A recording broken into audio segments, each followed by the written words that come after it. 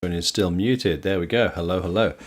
Hopefully my microphone is unmuted. I'm just looking for somewhere to put my chewing gum because I picked the most inopportune moment to start chewing some chewing gum. Look at me go.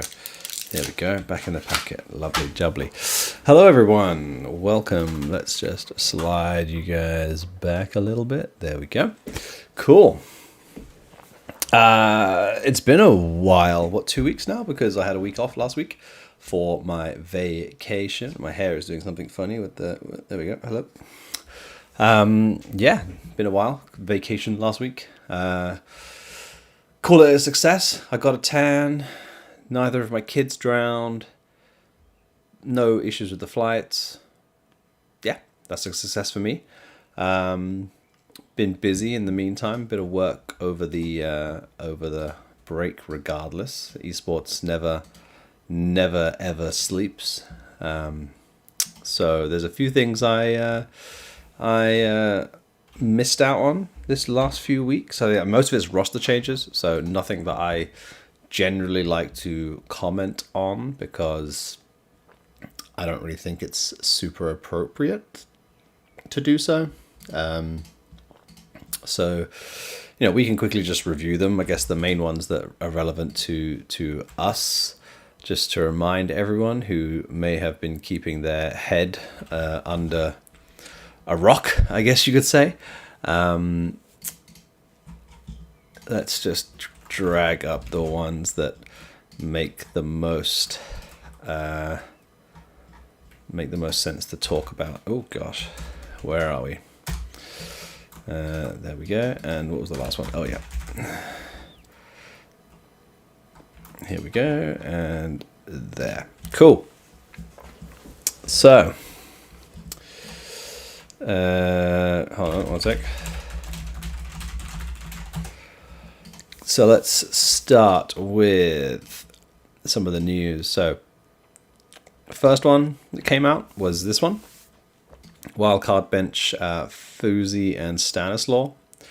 Yeah, I mean, I guess the Fuzi one maybe made sense after the whole Stu 2K thing, that maybe they had an issue. I don't know.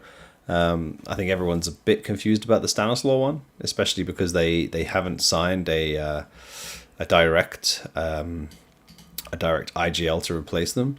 So I guess we can switch over now. Again, I don't want to comment too much about things because it's not my place to really do it. So they replaced them with Peeping and Friend. Peeping, being North American, was recently playing for Nouns, I believe. It was Nouns, right? I'm not completely crazy. It was Nouns. Yeah, it was Nouns. He's played on Nouns the last 6 months, and I think before that he was on Party Astronauts, potentially. And then Friend, who I believe he stood in for them, right? He's been on their academy for the last 6-7 months, but I think he actually stood in for them at an event where Fuzi couldn't get his visa. Am I going crazy here? Did that happen? Was it him? It was, right? Yeah. He stood in for them at ESL Challenger at Atlanta last year. Yeah, ESL Challenger Atlanta last year. So they obviously liked him after that stint. So they picked him up after Permitter and put him on their academy team. So, I guess they know a lot about him. So that makes sense for them.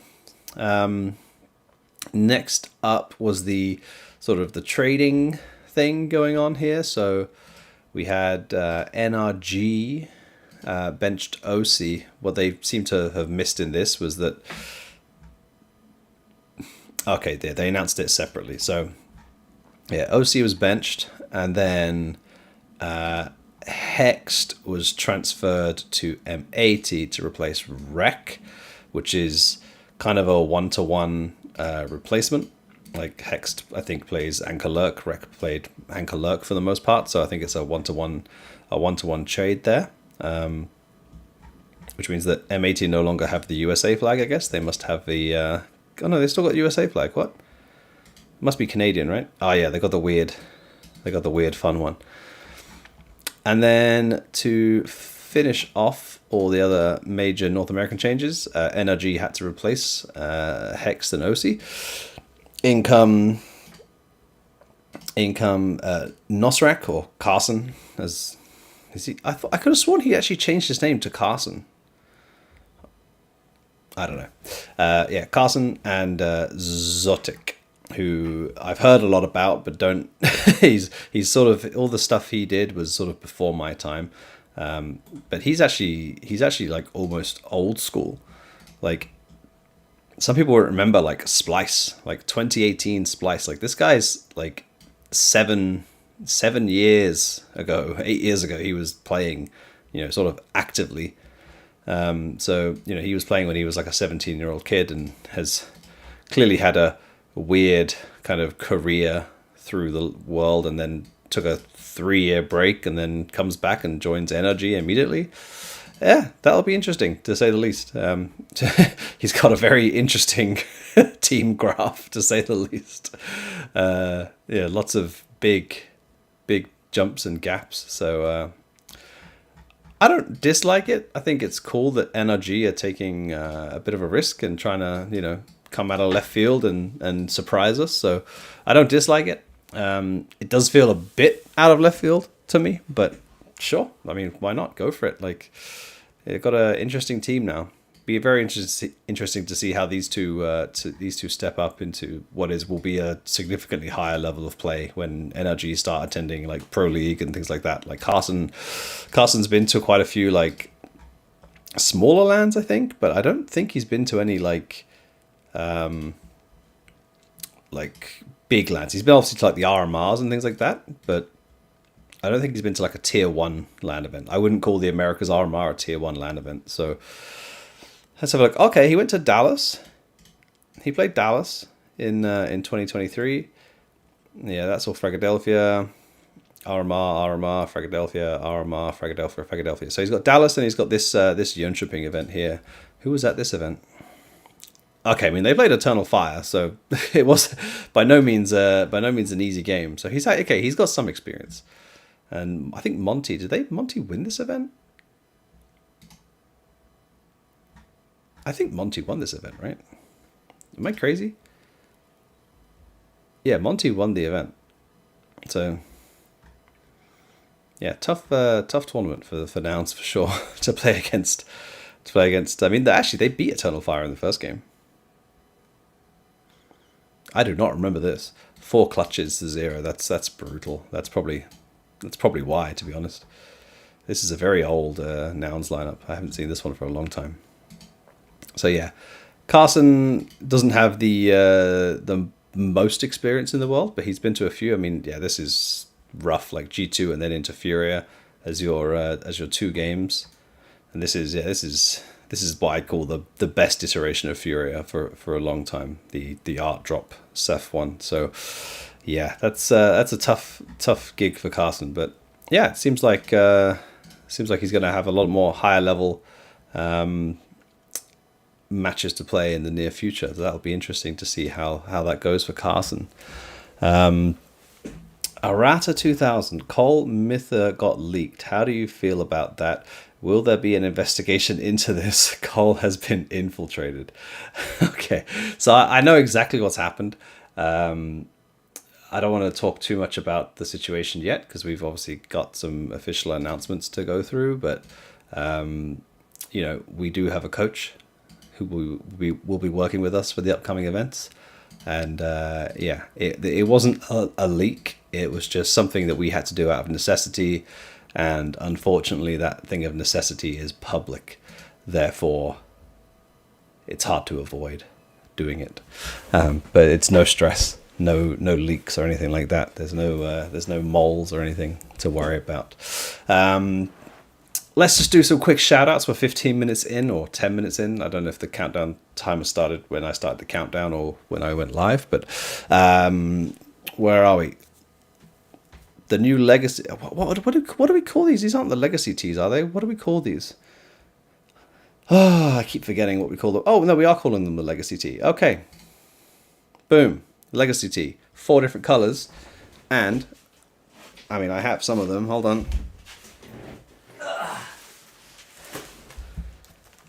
Obviously, we've got the black one, the OG. We've got the pink one that I didn't iron because I wore it last time we were here, and then it's been sitting in the wash for a while. And then I haven't even got around to opening my grey and my white one because they're going with me to Belgrade in 2 days when I travel. So you've got the white one, which has got the colours on it, quite nice, and you've got the grey one with the black. Lovely, lovely. Go grab yourself a Legacy tee from the Cole store. We appreciate it. We appreciate you. And I think these are actually some of the nicer shirts we've got. I think they're quite like understated. Like it doesn't scream like I'm a gamer, which that to me is like the ultimate sort of barometer for like good esports merch. Is that I really, really do not want to be seen as an outright gamer. Review the brief. Do we have a brief? I don't get sent these things, Scott. I just work here. Okay. Next up, what have we got? Does that thing ever go away? Hide. There we go. Join the Face It Club, guys. I know right before, actually it was right after I left, we did the Face It community night. I know that Danny and Nick had a great 4 hours or something playing Pugs with you guys. It sounds like you guys also had fun. I saw lots of the chat in Discord when I was doom scrolling one night after it happened. So it seems like everybody had a good night, and we will try and do another one. I think when the guys are back from Europe. So I mean, it'll be August sometime. I don't want to make any promises until we see the schedule and see what things are like, but we'll try and do another one. I think I think you guys appreciate it. We'll make sure we get Grim involved this time. We'll make sure he's scheduled outside of the player break so he's actually available, and maybe we'll get one of the other guys available if they're in North America for any reason. Other than that, let's have a look. Hold on. Join the Discord, guys. Join the Discord. You can talk to me all day, every day, because I'm obsessive and I respond to everything. So, yeah, you should go ahead and do that because it's good for you and you'll get to talk to me all the time, which, and there's other things, but you mostly get to talk to me all the time. Next thing that we have, and this is possibly the most important thing that I can tell you guys about this week. Are you guys ready? Because it's back, guys. The NA Revival Series is back. I think this is number 7. Are we on number 7 now? Let's have a look. We haven't listed the number. It's called July 2025. I think this is number 7. I'll have to be corrected if I'm wrong, but I think it's number 7. July 25th to 27th, which is in 2 weeks' time. I think we do open qualifier on the Friday, and then it's all through playoffs on the Saturday and Sunday. Guys, if you need your VRS points, you need to sign up. We're unfortunately not going to be there because we're going to be at IEM Cologne, I believe. And obviously, guys, we can't play anyway because that would be a conflict of interest. So, yeah, guys, make sure you're heading over to Face It, join up the Revival series. It's a very important initiative, I think, along with many others. Fragadelphia and all these other open lands, but it's really important that players have a place to play. I think that's the biggest issue facing North America right now is there's just not enough places for Counter-Strike players to go and play Counter-Strike in North America. So yeah, keep supporting the Revival series. Tune in if you're a viewer. Make sure you're playing if you're a player. And we just need to keep pushing North America, keep getting more of these deals through, keep running more tournaments, and hopefully we'll see a revival. It's good to mention. It's good to mention. I know it's been brought up before, but Sixy and Nix last year were playing these Revival Cups, and now they're on Complexity. That's a pretty good path towards becoming a pro. So, it's a good place to be seen. It's a good place to get people get eyeballs on you, and if you want to make that step, it's it might not be us, but it might be someone else who sees you playing in these kind of cups, and you might get your next step. So, make sure you're signing up. That's my pimp out for the Revival series, which is a really good initiative. And yes, as I said, Fragadelphia, all those other events, also doing a fantastic job at, promoting North American Counter-Strike, facilitating competition. Now they're getting international competition coming over. It's really, really, really, really fucking cool. And we just need more and more of it. Really, it's just an ongoing thing. You have to be relentless. You can't just sit and rest. It's an ongoing, constant thing of just keep pumping out events, and the players will come. If there's more to play, then there'll be more players, and if there's more players, there'll be more to play, and hopefully there'll be more people viewing, and we just sort of roll and roll and roll. So, Floofy's, I think 60 was at Frag 18. I believe he was playing for Undone with Steel and Skadoodle, but they ended up playing with a sub for Skadoodle, something like that. Does that make sense? I think that makes sense.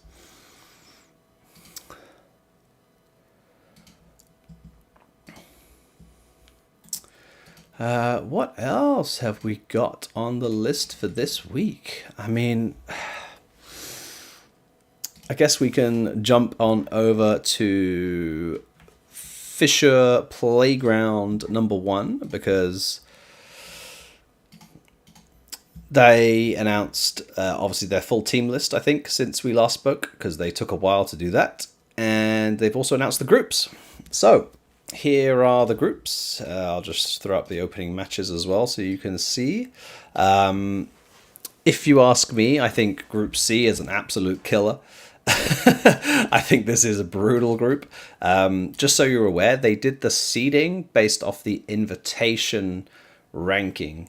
And the invitation ranking was in May.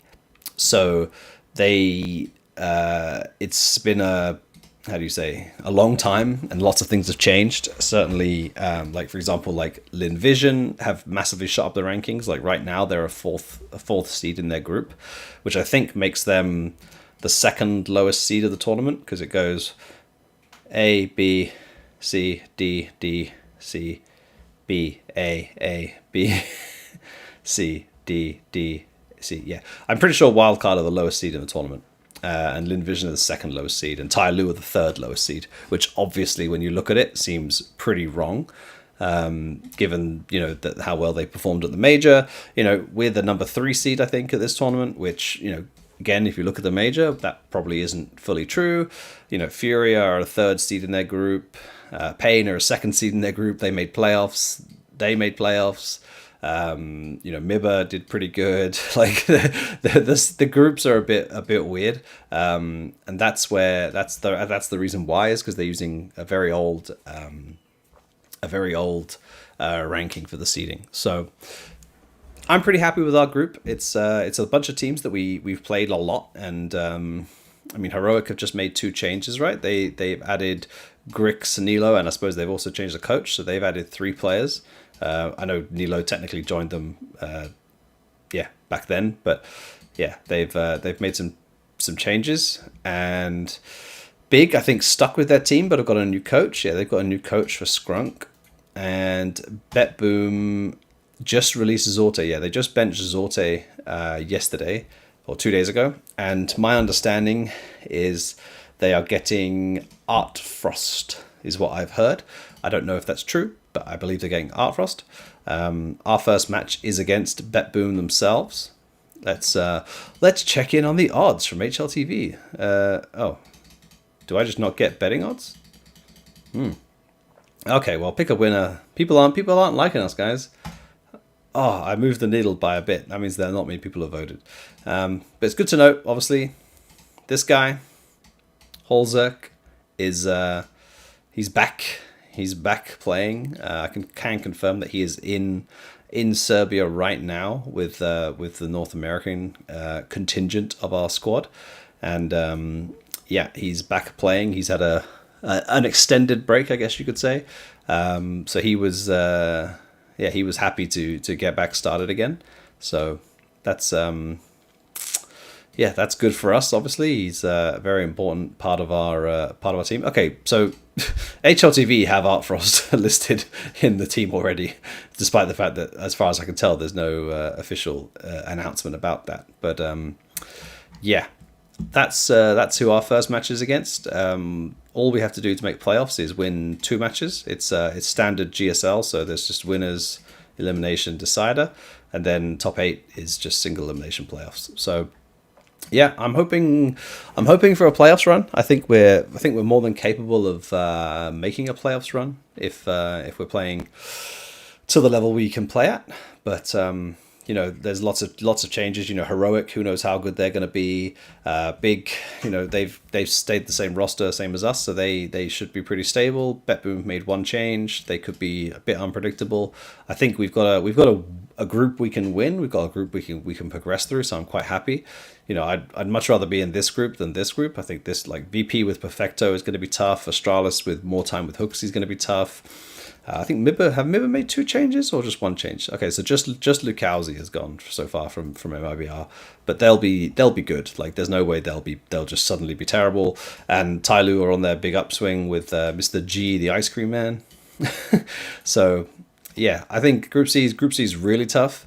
I think Group A again is like another one where, like, Game Legion are probably going to be quite solid. Furia are going to be solid. Saw made 2 changes, right?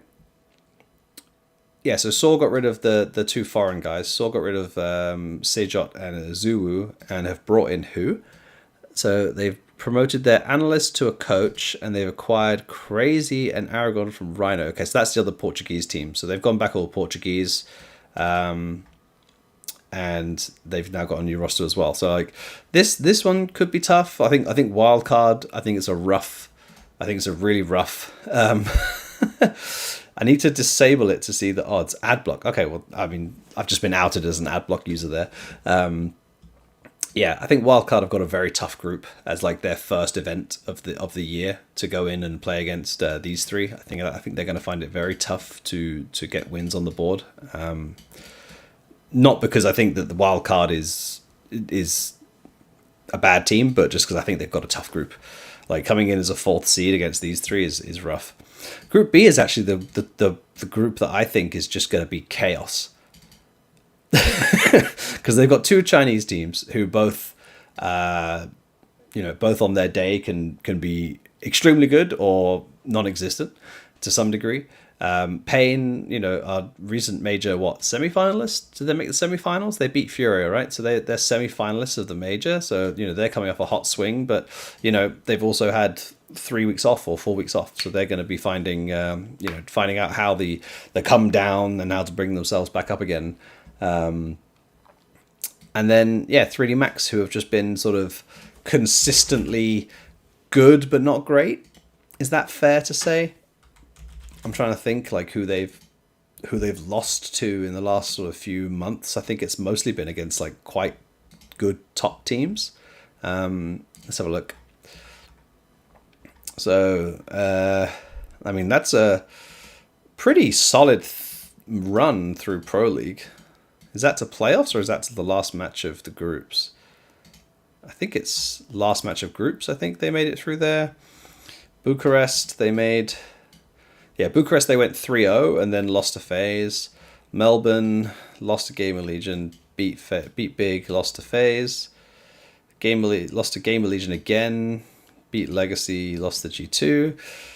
Beat Betboom, lost to Legacy, beat Nemiga, beat FaZe, beat G2, and then so I mean, they made stage 3 of the major from stage 2, and I mean, they're a solid team, but again, they're one of those teams that's like, they're doing good, they're getting wins on the board, but when it comes up against the Vitalities and the Navis, to some extent, maybe the G2s. I mean, I know they smashed G2 here, but they lost in the best of 3.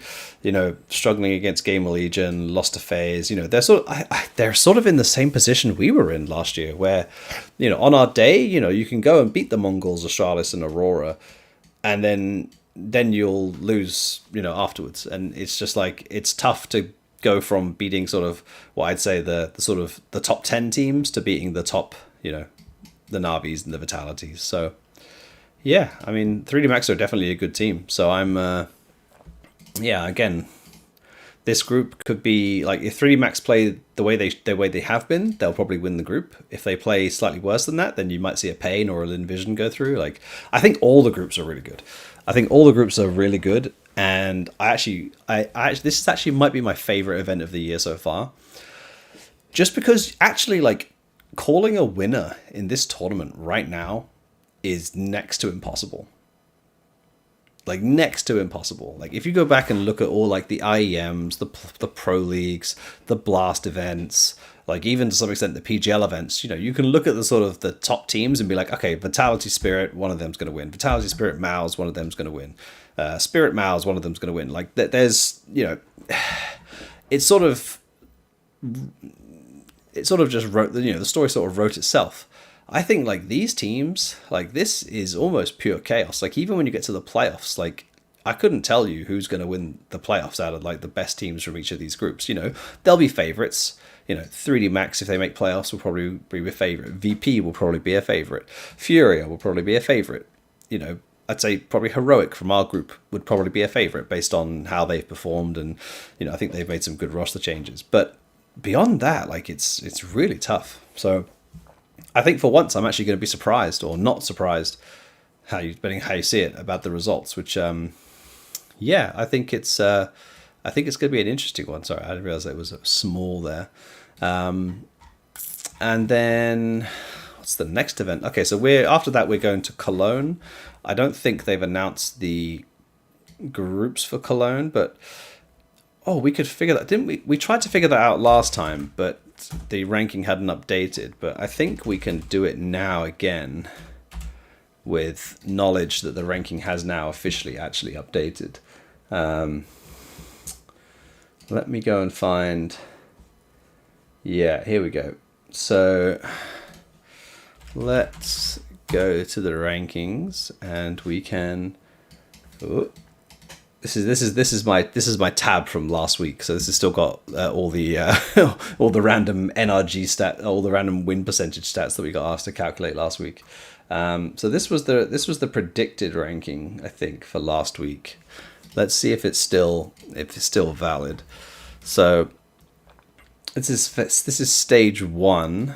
So the big dogs are not in here yet, but weirdly, FaZe are ranked 7 despite being in stage 1.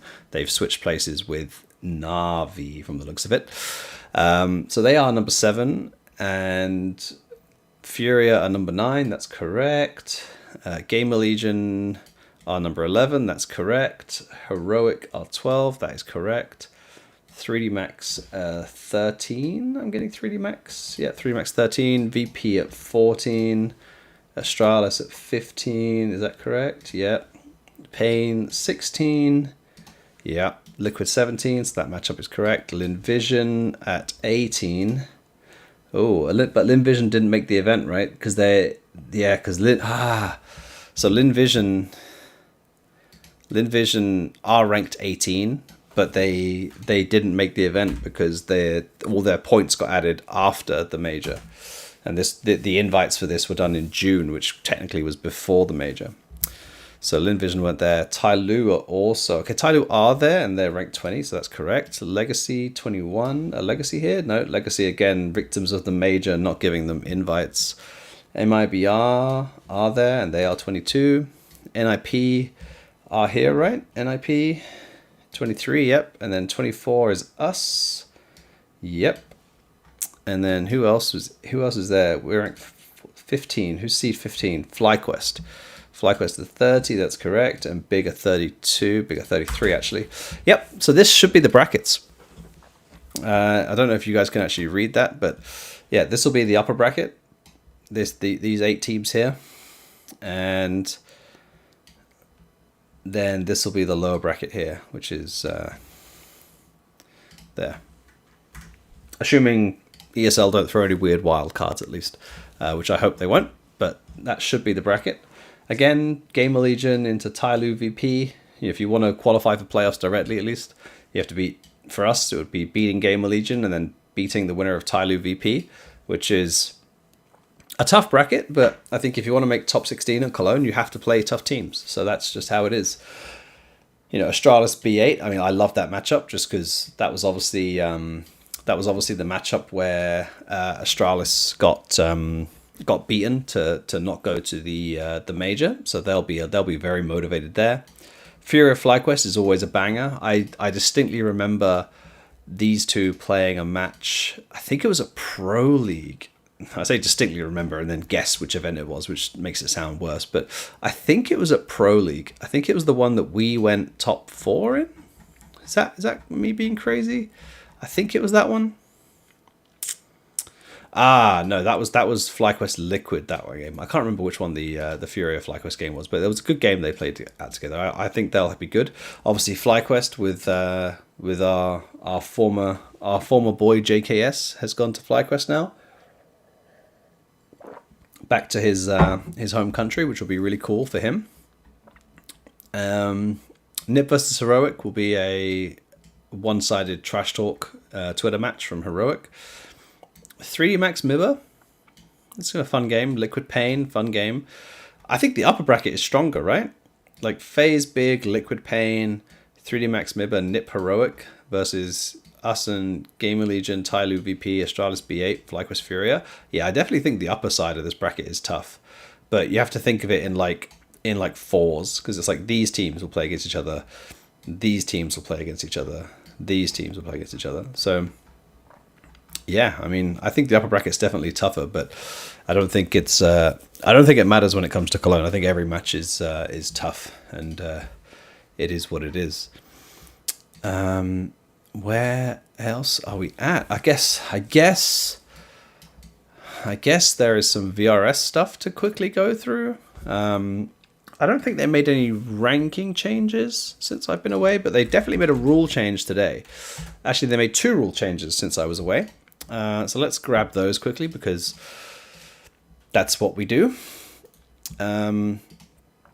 So the first one that is relevant is, let's grab, oh, okay, well, I guess we'll just go in the normal way. Where are we at? Here we go. I'm remembering how to do all this. Is that the one? Yes, it is. Cool. So this is the first thing we need to quickly just remind ourselves of. So the StarLadder Budapest Major will be 32 teams. It will be fully invited from regional standing. 16 teams will be invited to Stage 1, 8 to Stage 2, 8 to Stage 3. The Stage 2 and the Stage 3 invites are based on how many teams made that stage in Austin. And weirdly symmetrically, it was 5 for Europe, 2 to Americas, and 1 for Asia in both of those stages. What has changed is that Valve, in the past, used to pre-assign these numbers. So it used to be 6 for Europe, 6 for America, and 4 for Asia. Prior to that, it was 3 for Europe, 3 for America, 2 for Asia, back when we were back when it was 24 teams, but now they've expanded to 32 teams. It became 16. Now, I haven't done the full math on it yet, but I want to, I think, this week, and maybe I'll come with some suggestions next week.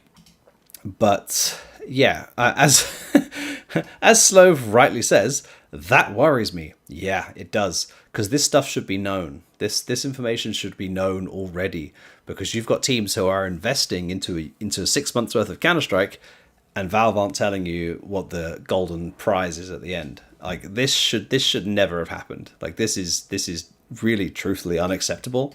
I don't know what Valve are waiting for. I don't know what they could be waiting for. I don't know what could change between now and the decision-making point that could influence why this would change.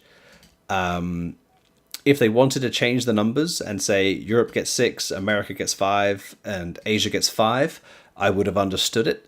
But to put it as TBD and leave so many teams in complete limbo as to understanding like how they're going to qualify is just crazy to me.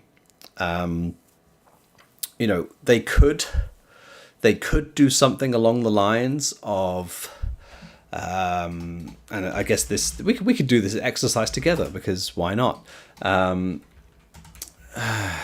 They could do something which is kind of similar to what ESL used to do.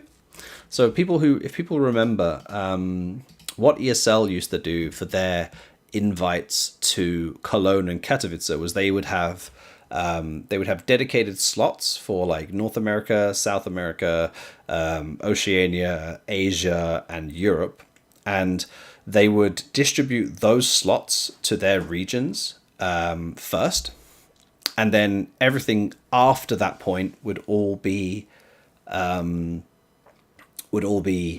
global slots. So again, like, I think there's a few different ways they could look at distributing this. I think this one could make the most sense, but I don't understand why they would put it as TBD. Like, I would like to see them put it as global, but you know, for a I don't know, for an exercise, let's just see what happens if we do that. Like, how the distribution would look, because I'm just curious personally. So let's have a look. So that's stage 3. Then we'd have stage 2. One sec, I will share the correct tab with you guys. So here we are. I've zoomed in quite a bit so you guys can actually read it. Let's have a look. So if they distributed it in the way I just said, so stage 1 here would be global, and then there'd be, what, 16 of those. So let's just make this easy for, oh Christ. Let's just make this easy for myself. Cool. Global. Right. Nice. So right now, EU1 would be Vitality. That would be Mouse, Spirit. AS would be... Hold on. Let's just flip those over because I don't want to be confused by that. There we go. Cool. This would be Mongols. Next on the list would be Falcons, Aurora, and then we get to the Americas team. So that would be Furia and Pain as it stands right now, which is a pretty good stage 3. I mean, it's not wrong, and I mean this is actually technically correct, right? This is actually what would happen anyway, because it would always be the highest ranked teams from those regions. So this is actually, so far, this is actually what will happen. But things will get a bit more interesting as we continue on down the list, because when we get to the point where it's I don't know, where the regions wouldn't necessarily align, what you will get with this system is you'll get a very, very heavy European stage 1, which I would argue is one of the worst things that could realistically happen. I think it will lead to extreme North American bias. Oh, sorry, European bias, which, I mean, we don't need any more of that in the ecosystem. So there you go. That's stage 2. Again, you know, not a crazy team list for stage 2. I don't dislike it at all. Stage 1 would be like this under this system. Let's have a look. B8. Who's next? MIBR, NIP, Complexity, Fnatic, Ecstatic, Navi Junior, except it wouldn't be. Well, I suppose we can just leave them in there for now. Nemiga, TNL, FlyQuest, Rare, Atom, Ents, Big. That isn't right. Just wait a second. I've definitely missed a team, because there's no way. I've 100% missed a team, and I can't tell you who it is right now, which is annoying, because I've ended at rank 33, and I can't end at rank 33. Can I? No, I can't end at rank 33. If every single team is within the top 32, I can't end at rank 33. So I've missed someone, but you get the idea. So now let's say we compare it to how it was going to be based off the previous system. So let's have a look. We've got 1, 2, 3, 4, 5, 6, 7. So technically everything here would remain the same, right? Everything up here would be the same, because those teams are still the highest ranked teams in their region. Did I miss a top team? Is that what's happened? Vitality, Mouse, Spirit, Falcons, Aurora, FaZe, Navi, G2, Gamer Legion, Heroic. Okay, I didn't miss a top team. Did I start 3D Max? Oh, I see what happened. Delete big. Drag all that down. There we go. That's what it would look like. So this is just global priority. This one. This is the old system. So let's just put old global. So this would look something like. Actually, that's almost correct. And then nip would be there. And then they would be there. They would be there. Let's have a look. Now Falcons are up here. Falcons are up in stage 3. So who's the highest Asia team here? Is that Rare Atom? So Rare Atom would go there. So I think that's it, right? Is there any FlyQuest as well. FlyQuest would also be in. FlyQuest would actually be higher, wouldn't they? So I guess you can see the losers, right? It's these guys. So these are the losers of this system, the old system. And I guess ultimately you have to say, like, sorry, these would be the winners. Sorry, these would be the winners of the new. If it was fully global system, these would be the winners. These guys here, because these are the European teams that are sneaking into what used to be the old America slots. And can I just say that the idea of removing 6 America's qualification slots and then essentially just giving them all to Europe, or giving nearly all of them to Europe, is just complete lunacy. Like, looking at it now, like, you're taking away basically, like, there's no way that the lower tier America's teams are ever going to qualify for the major if they switch to the full global. So I assume they will still do regional slots, but we can just fill in these last few teams just so we can see what it would actually look like. So after us, it would be NRG, Imperial, Wildcard, M80, who. Yes, I'm aware that none of them progressed through a stage that they played at the last major, but I still think that most of them deserve to be there. I think in the 32-team major, I think most of them still deserve to be there. Especially because North America, Americas, sorry, because shout out to the Brazilian guys, they just earned 2 slots in the playoffs, right? They just earned 2 more stage 3 slots. What was actually fucked up was the North American teams didn't earn the other slots, right? We didn't progress through the stage 1 and stage 2, so we lost a slot overall, but we actually have more valuable slots now. So to just remove like all of these slots essentially would be like just cruel, in my opinion. And then Asia would be, let's have a look. Chinggis Warriors, here we go. And the Huns. That's how it would look with 1 extra slot in the major. Sorry, hold on. Wait, Mongols, Lin Vision, Tyloo, FlyQuest, Rare. Who was the 5th team at the major for Asia this time? Was it Rare Atom? Did Rare Atom play the major?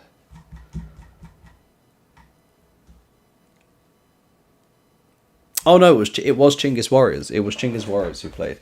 So, because they only had, how many slots did they have last time? Oh, we're missing Tyloo. That's what's happened. We're missing Tyloo. Tyloo would go there. It's because Tyloo was actually getting downgraded, I think, right?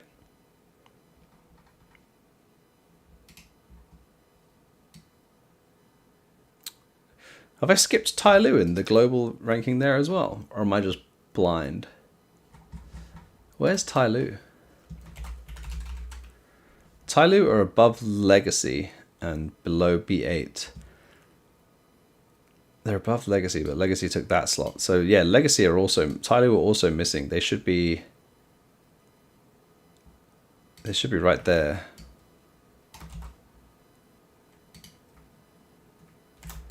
Yeah, so Tyloo. So actually, it's not as bad for Europe, for non-European teams. So these are the 5 teams that would benefit from this change. Fixed it. There you go. MIB are listed twice. MIB are listed twice. That's what's happened. Okay, there we go. Good job. Perfect. Thank you very much for the observation there. Yeah, MIB are listed up here, and I continued on with them down here. So that's why I fucked up. Cool. So I just put MIB instead of Tyloo. Nice.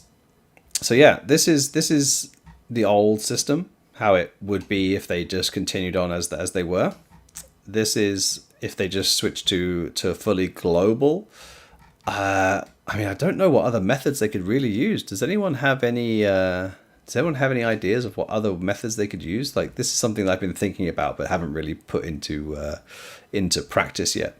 Obviously they could adjust some of these numbers. I mean, I have to say, like, I think if they added on the right as well. Okay, cool. So MIB are actually there twice. You're right. So this would be there. Yeah, it's because I copy pasted, right? So who would take the other Americas slot? I think technically it's Furia female, but they obviously, it actually is Furia female. Yes.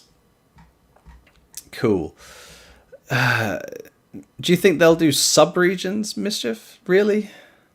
The reason why, so sub-regions here. So the reason why I don't think they'll do sub-regions, and we can just quickly go through and explain what a sub-region is, I guess. At least my definition of a sub-region. I'm being stupid here. It's in here, isn't it?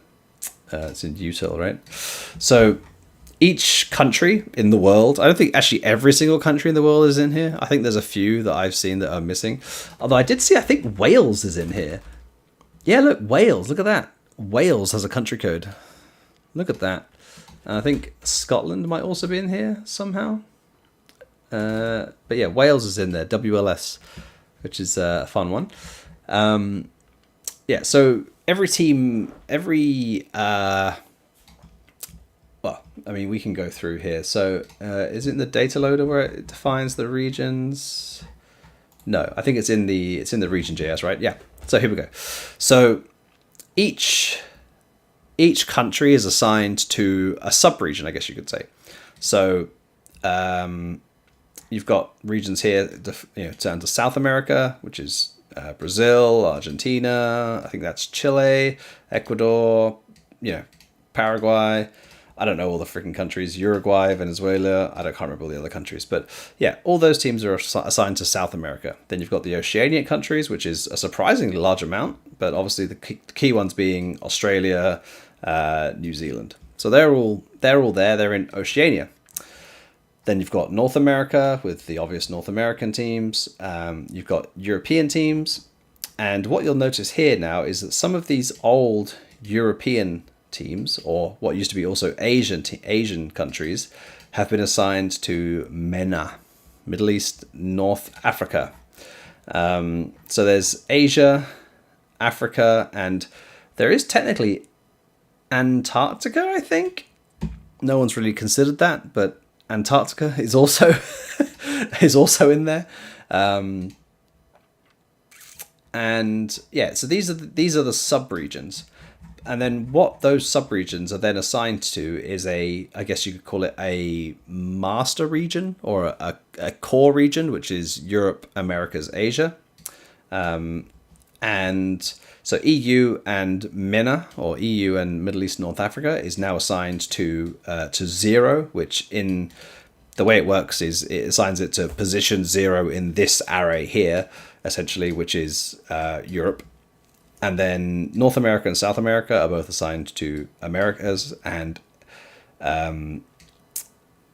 everything else goes to Asia, which is this part here, with the exception of Africa now, which don't want to get too complicated, but it goes somewhere else. So if you wanted to assign sub-regional slots to the major, then you'd be assigning slots to South America, Oceania, North America, EU technically as one full sub-region, Asia as a full subregion, and MENA as a full subregion. And I think the issue you'd find there is that I think you'll find that the MENA subregion is extremely weak. I think that's one way to put it. And maybe they would take like a single slot off the Americas based on the fact that Americas performed worse last major. I don't know. I think there's lots of different ways they could do it, but we could have a little look. See, hold on. Let's see if we can make a reasonable guesswork at what a MENA slot would look like. So let's keep. Where are we? Let's go back to here. So we'll keep the stage 1, stage 2, stage 3. Sorry, stage 2 and stage 3 as they are. And we'll go down to stage 1 and we will assign, I don't know why I've gone so far over with this, subregions. So, well, AS has to be split into Oceania and Asia. I guess that's pretty obvious. NA, SA. Let's give South America 3 slots, and let's turn one of those North America slots into MENA.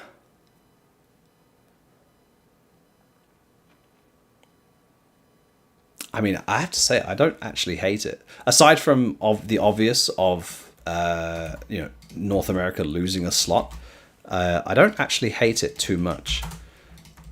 Looking at that, I mean, it kind of gives Asia 5 slots, but technically it's giving Europe a 7th slot without removing a slot from Europe.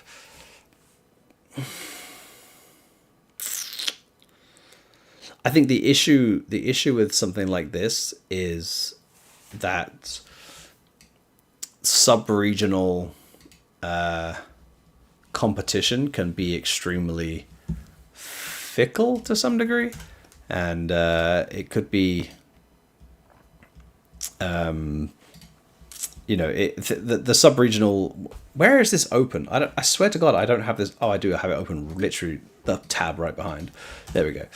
That's why I couldn't see it. So I think that the sub-regional allocation can be a bit wonky sometimes, which I don't necessarily agree with, like splitting it 3 and 2. But again, I think South America is clearly the stronger region, so it makes sense for them to have the extra slot. I think Asia and Oceania are pretty even, although you could argue that based on the last major, the fact that Linvision and the Mongols, Tyloo and the Mongols went as far as they did, could perhaps say that Asia deserves an extra slot, but then you can't do 3 and 1, and MENA still has to have a slot. So then do you remove, do you do this kind of thing? Hold on, this was an America slot, right? And this was AS. Do you then put MENA up here and then add an extra Asia slot like that? I think that then disincentivizes EU too much. Why should the EU lose a slot because MENA got added to their region? Yeah, I don't like that as much as I like that. Does that make sense? So we can fill in some of these blanks quickly. This would actually be Furia female. Who would be the next team in line for this slot if it was South America? I guess it would be Odic, right? Was it Odic? Yeah, it's Odic. Let's have a look. Odic. Okay, Middle East, North Africa, I'm going to have to come back to, because that I truly do not know. Especially because they just switched region, right? Asia would be Tyloo and Rare Atom, and then Oceania will be FlyQuest and Semper Fi.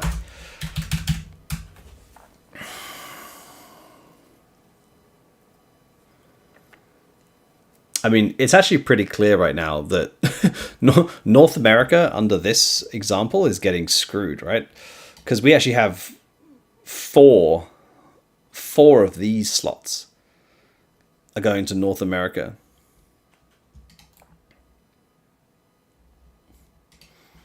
I'm going off the official update that came out 2 days ago, not the HLTV one. On the official update, Fury Female is ahead of Odic by 9 points. Yeah, I mean, again, this is why I don't necessarily like splitting the Americas slots like this. Like when you look at the, obviously, yes, Furia Pain, Legacy, MIBR, they've got 4 slots already. To give South America another 3 slots really would lower the then you're going quite deep into that region, and South America is not that deep as a region. Whereas the best North American teams are probably better than Odic and Furia Female, and I guess the next team under that would be Sharks if they weren't invited. Sharks are ranked 14th, which is below Boss and Getting Info as well. So yeah, I don't necessarily like going sub-regions. I don't like the sub-region. I've decided I don't like this because I think that, again, because like one region is so dominant, then you end up going really deep into their sub-region to get the next teams for these lower ones. It's not so bad in Asia. Like Tyler Rear Atom seems fine. FlyQuest Simplify seems fine. I think in South America it's a bit of a problem.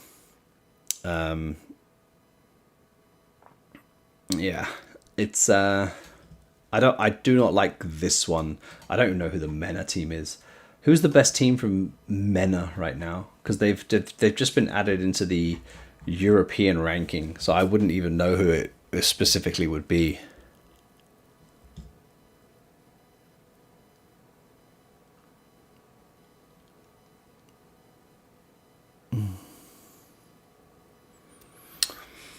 Yeah. Interesting. Yeah, I haven't thought of any more different distributions so far, but I would assume it will be somewhere between these two. That would be my guess. GG How, are they the best? Are they the best MENA team? GG How are ranked. Oh, they're ranked 29. How are they so freaking high? What do they play? And so GG How are now on the European ranking. Yeah, they're definitely the best MENA team by quite a way, right? Okay, cool. GG How. There you go. Okay, sure. Yeah. How did they get so highly ranked? What have they been playing?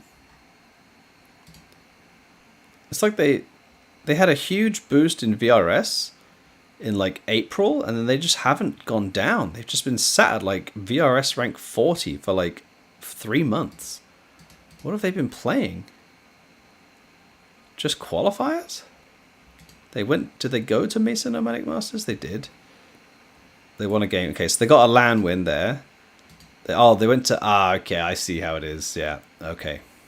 Yeah, they played Hero. They got like 2 wins. They got like 2 LAN wins here, 1 LAN win here, some qualifier results, and that gave them the points they needed. Yeah, it's LAN wins. That's how it is. Sorry, I'll just share the tab so you can see what I'm looking at. Yeah, they played these 2 LAN events against only Asian teams and got LAN wins, which basically boosted them really highly. Not to discredit that those wins aren't worth anything, but that's what they did. And was this on LAN as well? This Mesa Asia Masters? It was on LAN as well, and they got some LAN wins there. So they've basically sort of been like farming up LAN wins across the whole year, and that's just been maintaining them at like this sort of steady this leader. They got up, and then once you get some land wins, it's I think that's exactly what's happened.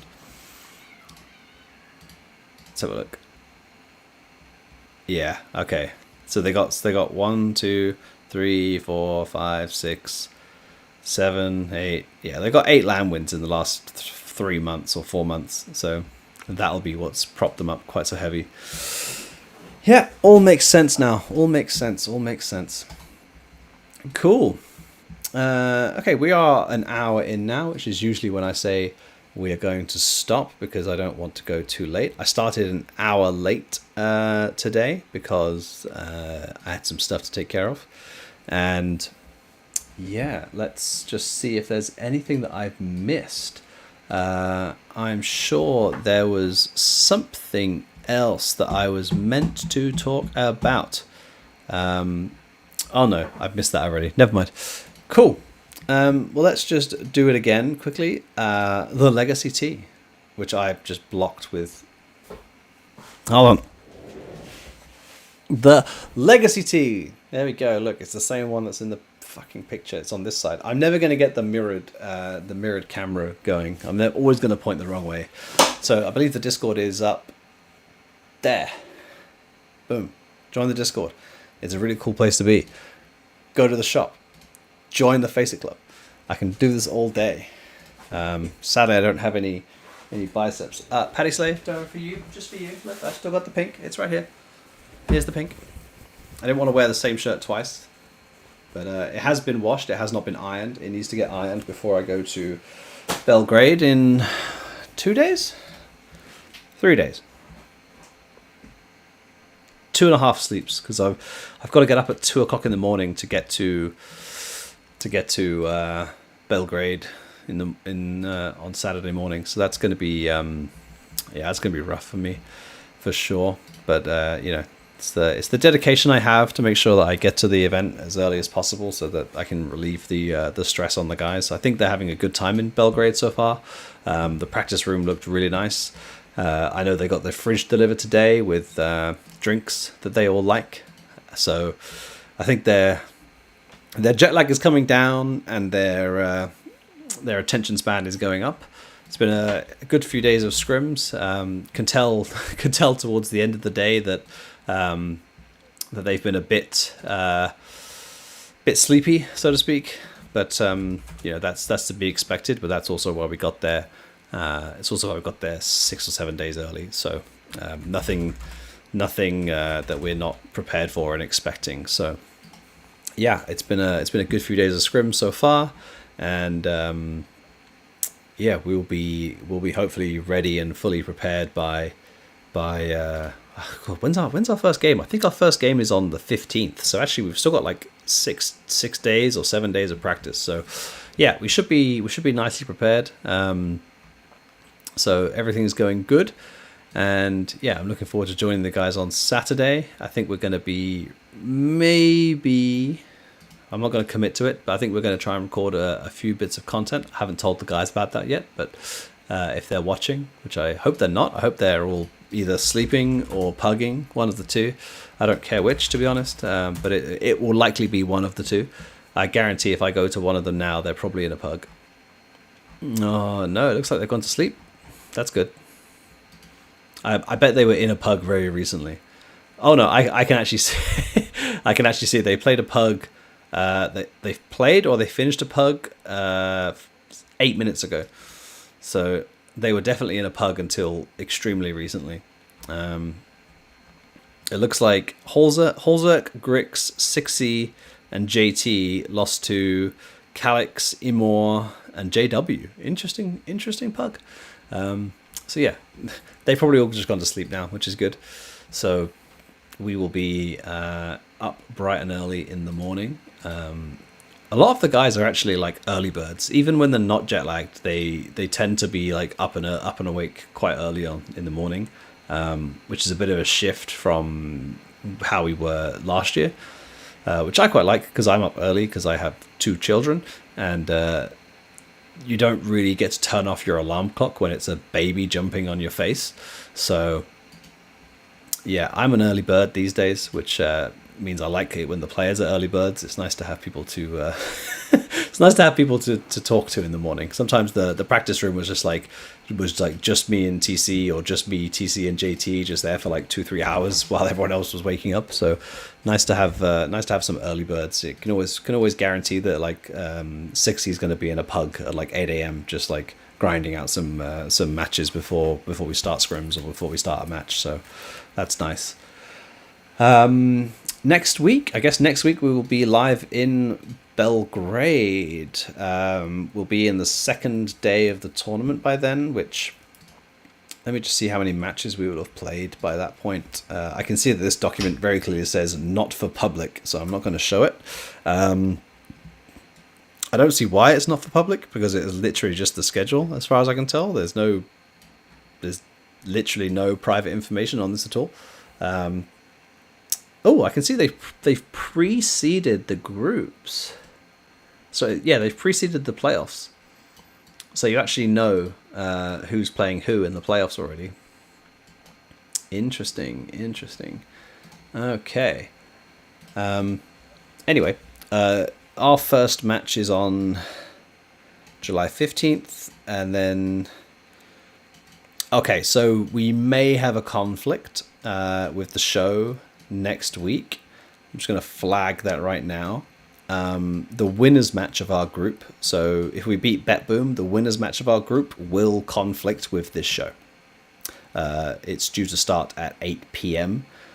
and obviously this show typically starts at 9 p.m. Central European Standard Time, so there is a potential that we have a bit of a clash, but I will work around it, whether we do the show earlier or potentially later. The only thing I will say is that if we do that like that, there's a good chance we won't have a player join. Even I think even if we play the early game, which is at 5 p.m, we likely still will not have a player join. I suppose unless we lose. If we lose that match, then we can have a player join, because we've got nothing to do the next day apart from scrim. But if we win, then we'll have another match the next day. So I think it's unlikely we'll have a player join, and yeah, we'll go from there really. So cool. That's it really. Just a brief one this week. There's not been that much to really go through. I still want to theorize a bit more on these slots. I would love it if Valve would just come out and tell us. Like, even if it's bad news, I'd rather just know. So at least we can plan and prepare. Like, if they're going to take slots away from Americas, just tell us. Like, I'd be more than happy with that, as long as we understand like what the actual situation is. Like, the fear of the unknown of like 16 TBD stage 1 slots is just terrifying, if you ask me. Oh, there was one other thing we didn't talk about. Let's just quickly rattle through this very quickly, because there are some interesting points on this. Cool. Tournament exceptions. Valve love these. I don't know why, because they really aren't necessary if people just follow the damn rules.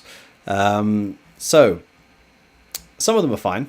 ESL added third place matches, or fourth place matches to all their tournaments. So there's a bunch of these for Pro League, Chengdu, EWC, which is totally not ESL. Don't worry about that. And Krakow.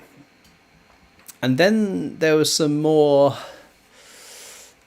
I don't know, more egregious exceptions. I'd say this Blast Rivals exception, which they did have for 2025, which is this one here, which is may run one wildcard event after 2 tier 1 events instead of 3.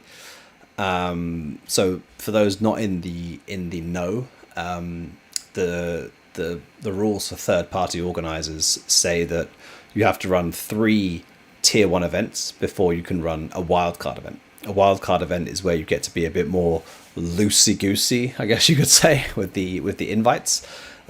Which this Blast Rivals event, because tier 1 events have to be 16 teams from next year.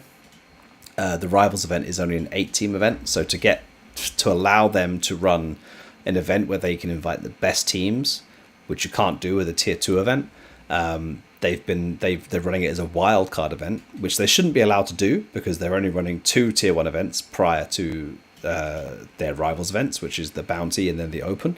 For some reason, Valve are just like, hey, let's just ignore that rule for you. which in my opinion is wrong, and I don't think they should be allowed this. But hey ho. Then we've got Blast Open and Blast Premier Bounty. So Blast Open have now been officially granted an exception to run their Season 2 group stage match online. This should never have been allowed. This is bullshit. This is total bullshit. Like, they shouldn't be able to just take away that many LAN matches from their ecosystem.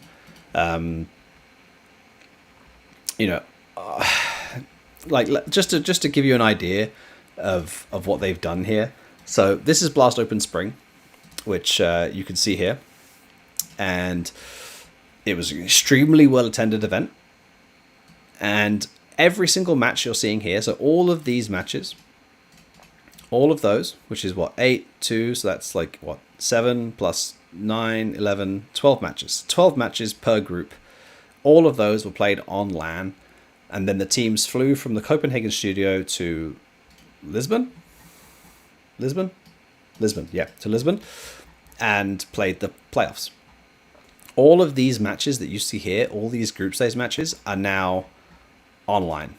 So Blast Open 4 now shows 6 teams LAN event, and then this is a closed qualifier. So all these matches are now online. Like, they have just decimated, they've just completely decimated the value of going to their event. It is next to worthless, is the honest truth. In fact, it might even have negative value for many teams involved. Like this Blast Rising NA, we are most likely not playing it. We will get an invite, but we're most likely not playing it anyway because we're probably in Europe. We're hopefully in Europe. Like, playing an online North American event to qualify for an online European event where realistically all you're going to do is probably lose points. For me, just crazy. I know they tried to frame it as like, hey, teams can reduce their travel schedule. How about the teams just stop attending fucking events if they want to reduce their travel schedule? How about that? Like, how about just don't attend an event? Maybe skip an event. Like, it's a cost-saving measure. They're trying to save money. They're trying to frame it as it's for the teams, but they're trying to save money. It's fucked up. It massively reduces the value of their event, which makes going to the event almost worthless. So, it'll be interesting to see how it goes. But I think most teams will get negative value out of going to this event because losing a match loses you so many points in head-to-head. Winning a match gets you little, and because this because this online event will now be $0 prize money. So it's a $0 prize money online event. So it has the VRS modifier of 1.43, which means basically everything you get value from is like 14% of what it should be, and that just completely nukes all the value you can really get from it. So, but you still lose full value in the head-to-head. So, yeah, I don't understand it. I mean, it's a cost-saving measure for sure. There's no other way it can be anything other than that. And I honestly think Blast have kind of fucked their whole ecosystem with this, because they removed 24 matches from LAN. I think they only have, they have the Bounty playoffs, which is 7 times 2, so that's 14. They have the Open playoffs, which is 5 times 2, so that's 10. So they've got 24 matches in the Open playoffs, and then the Rivals, they have 4 plus 4 plus another 5. So 8 plus 5, 13. So they have 27 matches on LAN now. Oh, times 2, right? So they have 8 plus 5, 13. 13 times 2, 26. So they have 26 plus 24, whatever it was. It's not that many matches. Like, it's really not that many. They basically just took out like half of their seasonal LAN matches in one move, which is just crazy. What you see is what you get. 65. Would non-EU teams need to pay their way to EU to play online?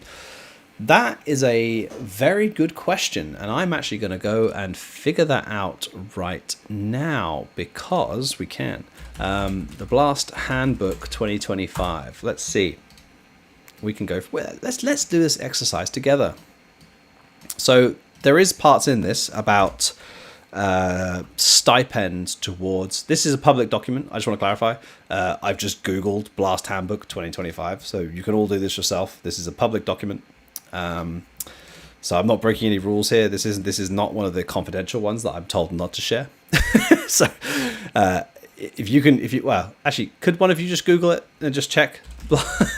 I'm pretty sure, like, I Googled Blast Handbook 2025 and it's the first return. So I'm 99% sure this is a public document. So I'm happy sharing it. There is a 9,000, here you go. Blast deliverables for online events. For non-European based teams competing in the Bounty online, Blast shall provide such admitted teams an additional participation fee of €9,000 to support travel into Europe and contribute towards bootcamp facilities, the terms of which such is subject to terms of financial mechanics and saved, not the amount representing the... Okay. So there's two things here. One is that I distinctly remember getting an invite a few days ago from Blast that said this was $9,000. This clearly states €9,000, so I'll be following up with them about that. Second part is, unless they've updated their handbook, this only says Bounty. It does not say Open.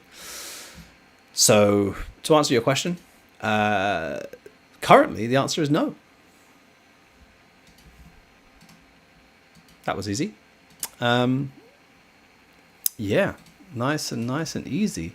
I'm just going to go back and find that invite they just sent me because I want to read that again now, having seen this. Let's have a look. Okay, they haven't sent an updated version of the handbook. They very clearly say $9,000 when it says €9,000. And...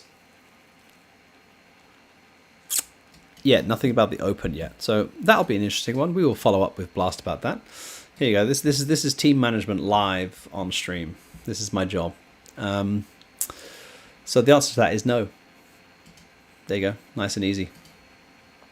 And then we do have one more exception towards Blast. Where are we at? We're going to get this through this pretty quickly because I already said I was going to go and I said my goodbyes and then I came back. Blast Premier Bounty may consider the MRQs as Tier 2 events for the purposes of wildcard invitations. Now this is a very interesting one because clearly Blast have requested this specifically. They've clearly gone and asked, do MRQs count as Tier 2 events? Because technically they're not, right? They're a qualifier towards the major. So clearly Blast have gone out of their way to say, okay, we would like to invite one of the teams or two of the teams or three of the teams, I think up to 4 teams with these wildcard invites. But the teams obviously are not ranked high enough. So the list of teams that are not ranked high enough on the VRS to be invited immediately is OG, I think. Is OG one of them? Wildcard, I think, is another. Imperial and Fluxo, I think. Because it's only the top 2 teams from each MRQ. So, because they're the winners. So, yeah. OG, Wildcard, Imperial, Fluxo, Chinggis Warriors, Eruption, FlyQuest, and Semperfi. And clearly Blast want at least one of those teams in their tournament. Like, the weird thing about this is the fact that they've requested it specifically. Like, they've specifically requested this. Kind of goes against Valve's own rules. Not specifically, but there's a is an interesting point. This is in the tournament operations requirements. It technically is in the well, this is in the open qualifiers, but there's also this part here for tier 2 tournaments where you cannot apply additional filters to the VRS lists, e.g. North America, insofar that they do not lead to specific targeting of individual teams or rosters. That they do not lead to specific targeting of individual teams or rosters.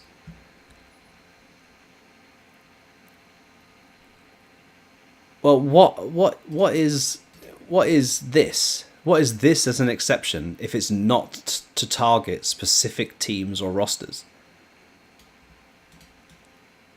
Like that is the sole purpose of this exception.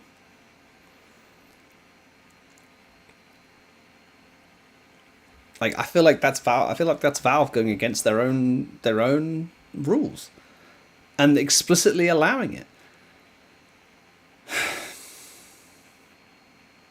We will never understand. We will never understand. Yeah, and then there's one final one, which maybe the most confusing one of all. CAC 2025 may invite 2 past winners of prior CAC events as wildcard invitations. May invite 2 past winners of CAC events as wildcard invitations. So, let's drag up the wildcard. Let's drag up the CAC events and see what that could mean. Here we go.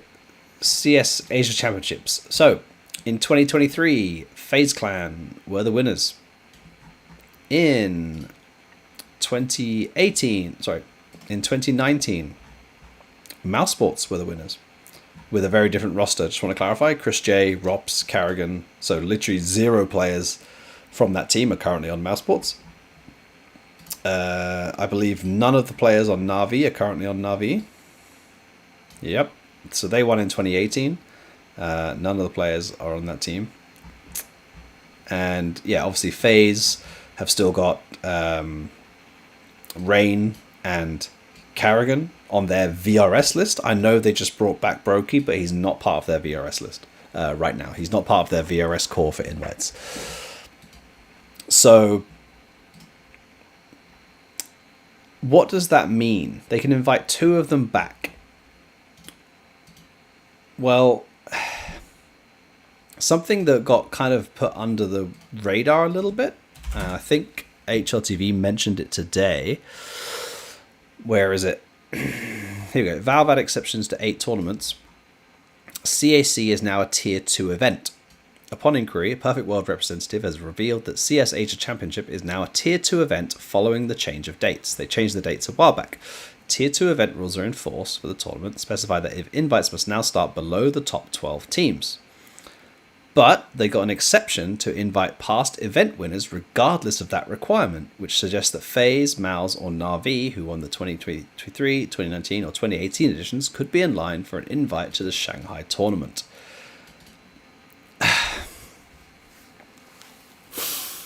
Like, I have so many issues with this that it makes my mind like it want to explode.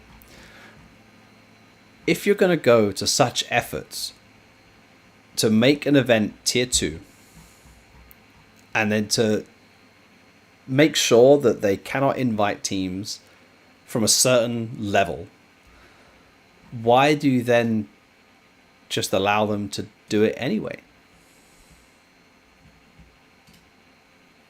Like what is the rationale from Valve to be like, hey, your event is now tier 2. So prior to this, they were allowed to invite from like rank 1. So, you know, Vitality, Mouse, Mongol, Spirit, Aurora. They were allowed to go all the way. But because of this, you know, Mouse are number 2, Na'Vi are 6, FaZe are 8. So they're 3 top 8 teams who are now going to be inserted into what is essentially a below tier quality of event because Valve said that they could. But in doing so, you're also going to remove opportunities from teams who should be there and are now not going to be at a tier 2 event because Valve decided, fuck you. Mr. Ben Boole over on YouTube. A wildcard invite's tied to cause as well, or could ROPS being a former winner be enough? No, I don't think so. I think it will be the organizations who will be invited. But like, why should Mousesports be able to go to this event when they have 0 of the 5 players? Why should Na'Vi be able to go to this event when they have 0 of the 5 players? Like, FaZe have still got 3 of the players who played at that event, who seems like they will be on their active roster this time around. Maybe that's fine, but it goes against everything that the VRS and the rules stipulate, that teams who are ranked 12 or above, or 12 or higher in the ranking, so 12 to 1, are not allowed to be invited to this event. But then Valve just goes out of their way to make it an exception so they can do it anyway. I do not understand why Valve go out of their way to fuck everyone. It doesn't make sense. Like, I actually don't even know like who the team is, who's got, like, if they do 1 or 2 invites, like how many invites do they do? So it's a tier 2 event. So they updated, okay, they haven't updated this. So 1, 2, 3, 4, 5, 6, 7, 8, 9, 10. So 10 teams get invited. So if we took the rank, and it is off the current ranking, right? So it's off today's ranking, or the ranking from a few days ago. So let's actually see what happens here. Val rankings global. So if it was done properly, starting from rank 13, it would be 3D Max. So 1, 2, 3, 4, 5, 6, 7, 8, 9, 10. So those would be the 10 teams that would get invited. And if you took away 2 invites, it would then be these 2 teams. So Legacy and MIBR potentially have got a pretty good case to say they've been completely fucked by this, because they should be getting an invite to this event. And if they invite 2 teams from way above here, like they could invite Mousesports, who are the 2nd best team in the world. They can invite Na'Vi. They can invite FaZe. Like, these are 7th and 8th ranked teams in the world right now. Like, these teams are specifically not allowed to be invited to this event, but Valve has gone, why not? Let's let them invite them. Because they won an event 7 years ago? Like, it just makes no sense to me. It makes no sense to me. I can tell you one thing. I can tell you one thing. If this event had 12 invites, I would be furious. I would be so angry if this event had 12 invites, because we would be the 12th invite. And then I'd be really upset. I'd be really, really, really upset if it had 12 invites. Maybe it would still roll down to us. Like, if 2 of these teams declined, which is feasible. Like, some of these teams don't want to travel all the way to China. Like, some of these teams could legitimately decline, especially because of the timing of this event. Because we covered this a few weeks ago, but the timing of this event is, CAC is October 14th to 19th. But then a lot of teams are going to go back for IEM Chengdu. This is only a 2-week gap from Shanghai, China, October 19th. So you travel on the 20th, you return on the 21st, to November 3rd, which is when the tournament starts. So remember that means you're arriving on the 1st, which for many teams means you're flying on the 30... How many days are there in October? 31st. So you're getting back on the 21st and you're flying out to China again on the 31st. Like, that's not enough time for some teams to get visas. Like, so some of these teams who are going to be attending both events may not attend both events, which means that actually Complexity potentially is due to get an invite to CAC, and may now be missing out on it because Valve just decided to say fuck you. I guess the good news is Mesa Nomadic Masters, this event here, is also a tier 2 event taking place on the same dates. But, how many teams are going to choose to go to Mongolia over going to China when the prize pool is 4 times the amount? Probably not that many. So my guess is that, we probably won't get CAC based on what I've just seen there. If they especially if they invite those 2 extra teams, then there's no chance. Well, not invite 2 extra. Take away 2 well-earned VRS invites to manipulate the ranking to give them to teams that shouldn't be in the tournament. There you go. There's a clip. That's what Valve have done. Then we will just end up at Mesa Nomadic Masters that weekend.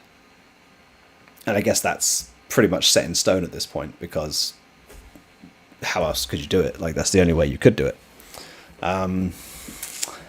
I guess the next fun thing is PGL Bucharest ending on November 2nd, which means that teams that are in the top 4 fly on November 3rd. Chengdu starts on November 3rd. Are we going to have another Astana to Chengdu? Well, it was Astana to Dallas last time, right?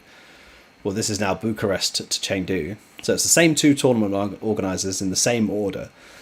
The difference is now they're flying forward in time, which means that the teams playing in the playoffs on November 2nd are potentially already playing or meant to be playing in China, which is 7 or 8 hours ahead of time. So, if you get to midnight Bucharest time, teams are already going to have to wake up and playing in 2 or 3 hours in China after the final, right? So it worked when they went from Astana and went back 16 hours because they traveled back in time, so they kind of got the time back. You can't travel forward in time, and I'm pretty sure that Bucharest to Chengdu is not going to be that swift of a connection on November 3rd. Let's have a look. Yeah, it's not. It's a 15-hour connection. So best option here is either Qatar or actually Istanbul's not too bad because they go directly to Chengdu, but they still arrive a day late. This takes off on Monday the 3rd, which is the day after the 3rd place match and the final match, which is 4 teams, and they still get there at 5:15 on the day after they will have played their first match. So they basically guarantee to forfeit. Guaranteed to forfeit the first match. Last time ESL said that would be fine. I think that's wrong. I think they need to put their foot down. I said they had to put their foot down last time. I think they have to put their foot down this time as well. I'm curious what the flights for Sunday are, because this would also include the. Okay, so they can take the same flight on Sunday. So the teams that finish in the quarterfinals could land at 5:15 in the morning the day they play.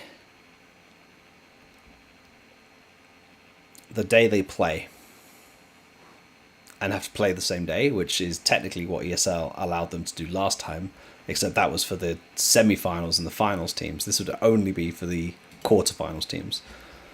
I don't think it should be allowed. I think ESL should put their foot down. I don't like it, but yeah, as I said earlier, teams don't need LAN events turned into online events to spend more time at home. Teams need to stop accepting invites to spend more time at home.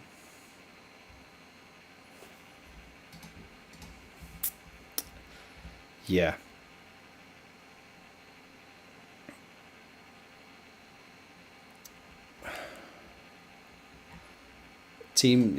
Other teams is teams leave the night of the finals. I don't think there'll be a flight the night of the final. I mean, this is Sunday. This is the Sunday, so if we look at late flights, yeah, it's 36 hours plus 2, so they all still arrive 2 days after, which is still the 4th. So that doesn't work That doesn't work too well, really. Oh, 15 hours. Maybe there must be another flight. Maybe it's just price. Hold on. Let's just drag the duration down. Maybe it's just price that's causing that. Ooh. Ooh, okay. Okay. So if the grand final ended early, that would be early, wouldn't it? I'm pretty sure the Bucharest final was quite late last time we were there. Let's have a look. Astana, Bucharest, 2025. The final started at 5 p.m., but it was a best of 5. So if you assume it went to all 5 maps, you'd play for 5 hours. Even a best of 3 at 5 p.m. would make it next to impossible. I don't think PGL are gonna budge on that too much. Would be my guess. But yeah, technically they could do it, but I don't think so. We started our third place match at 2 p.m. that day, so the third place match teams are fine. The finals teams are not. Either way, I just don't think they should do it. I think it's fucked up, but hey, it is what it is. Nothing I can do about it. But yeah, there's going to be some interesting next few weeks as teams try and figure out all these event invites. You know, like CAC is inviting off July. Mesa Nomadic Masters is. Have they even announced which ranking they're using? I don't think they have, right? Maybe this event just isn't happening. I should reach out to them and see.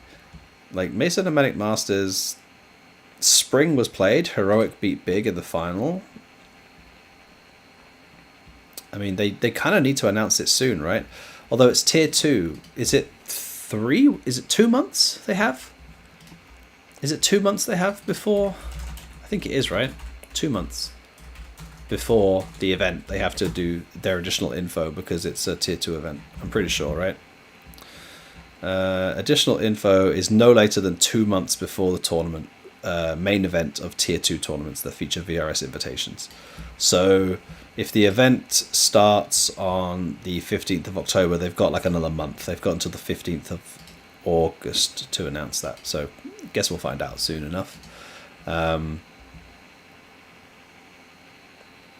Yeah, we will have to see. We'll have to see how that goes. But yeah, it'll be interesting. Like all of these events up here, these are all invited off July as well. So Blast Open, Fisher Playground 2. Fisher Playground 2 is the one that clashes with Star Ladder. So this Star Ladder event, which for some reason is not big. I don't know why it's not big. Is it because the prize money looks low? I don't know, because this has prize other. I don't know why this isn't big up here. But yeah, this event clashes with this event, which means that teams have to pick between the two. So because these events have, I think they both have 16 invites. Starladder has 12. Oh crap! Wrong button. Starladder has 12 invites to the first stage, but it also has 4 invites to the main stage. So they have 16 invites, and Fisher also just has 16 invites. So that should technically mean that the top 32 in the world will get an invite this July. So from this recent update to the next event. So, you know, I'm just sort of sitting here waiting really for our invite. I want to see which tournament we get, because obviously teams will only be able to accept one, so they'll be sort of gradually working their way down the invite lists as teams either decline or accept the 2 events. So I don't know which one we're going to get. I suppose technically as rank 24, we could get invited to both. Right? If 8 teams from each one declined, then you'd have 16 teams accepted, 8 teams total declined from both. You would guarantee that rank 24 would get invited to both events, right? Because you get 8 at one, 8 at the other. and then 8 have declined each other. Yeah, I can't remember the exact. I can't figure out the exact number, but there's a certain amount of teams that would have to decline both that would allow us to get an invite to both, and then we get to choose. I have a feeling it won't work out that way. I have a feeling that teams will. I have a feeling that teams will accept Fisher over Starladder, but I don't know that for sure, so we'll see. But we will take whichever one we get. We're not fussy. What any event these days is a good event for us. So yeah, we're just sort of waiting for those invites. We're not playing Pro League as far as I know. I don't think 12 teams or whatever it is will decline. Well, we already know they haven't declined, right? They've all accepted. So we're not playing Pro League. We're not playing Open again because I don't think that so they're inviting 12, we're ranked 24. So I don't think 12 teams will decline, and we're not going to play the qualifier most likely. So we're not playing that. We'll get that one or that one. Not playing Esports World Cup. Probably will play Bounty. I'm actually still not sure about Bounty. I feel like there's an argument to make that playing the Bounty is also not a good idea. I'd be curious to see actually. Does HLTV still have the what's it called? Like they had like the VRS impact from these events. I'm wondering if they still have it up for. Yeah, they do. So this is obviously the playoffs. So Eternal Fire got loads of points because they were so low ranked to begin with, and they got made to the final, right? But do they still have? Yeah, do they have it for this? Because I would assume that most teams lost points here. Yeah, look at that. And even the teams that did win points made almost nothing.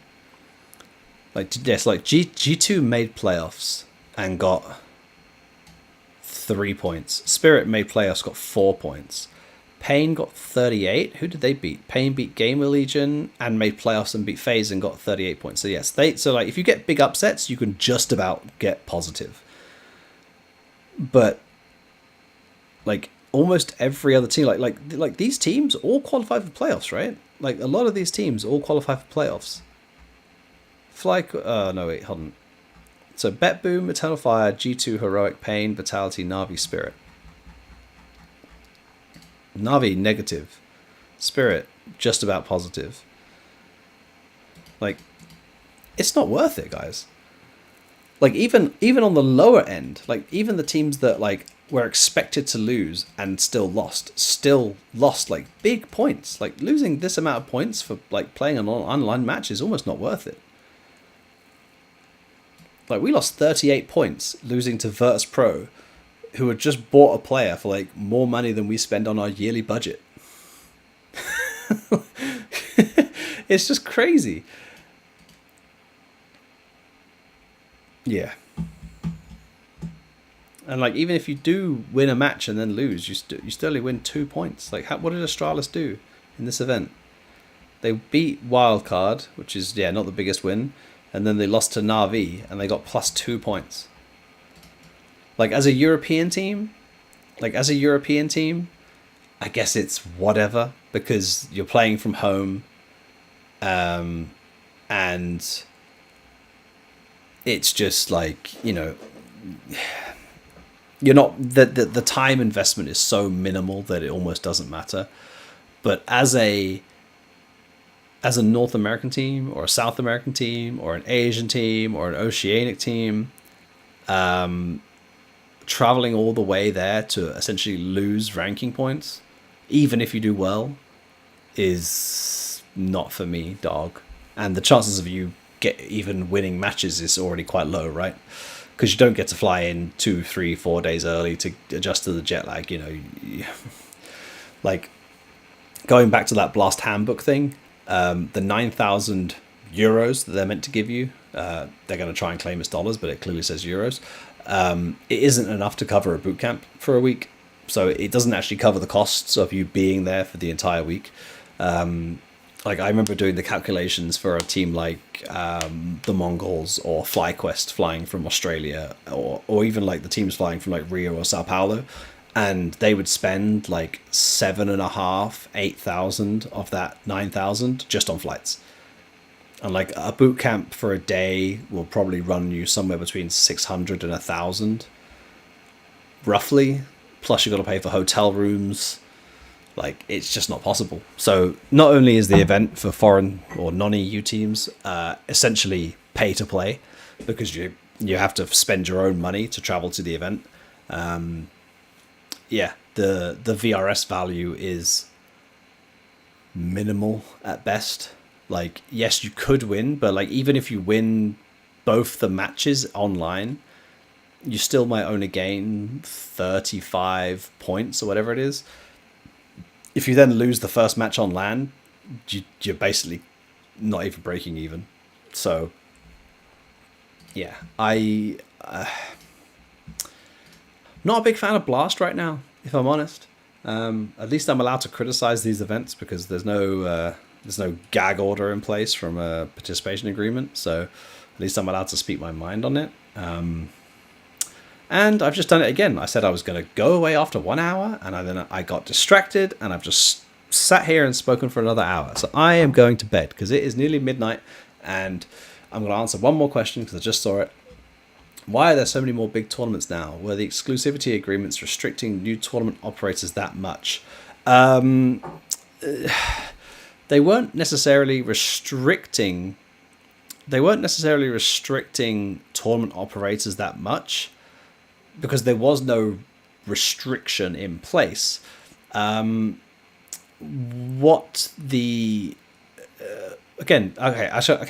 facets to this.